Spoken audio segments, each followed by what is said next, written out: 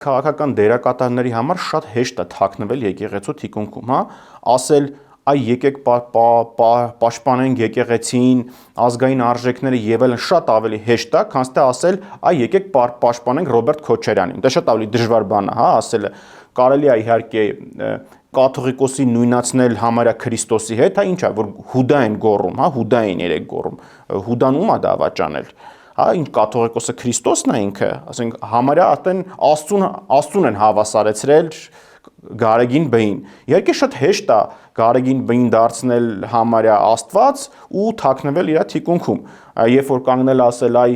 ձերքներդ հերու Ռոբերտ Քոչյանից դա ուրիշ արձագանք է, բայց այ ասել ձերքներդ հերու մեր Աստծուց, մեր եկեղեցուց եւ այլն շատ ավելի հեշտ ու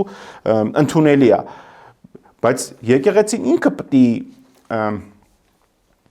կարողանա այնպես անել, որ քաղաքական ուժերը չօգտագործեն իրենց քաղաքական օրակարգը սպասարկելու համար։ Թե չէ եթե թողեն քաղաքական ուժերին, բազը կպայթացնեն եկեղեցին ներսից։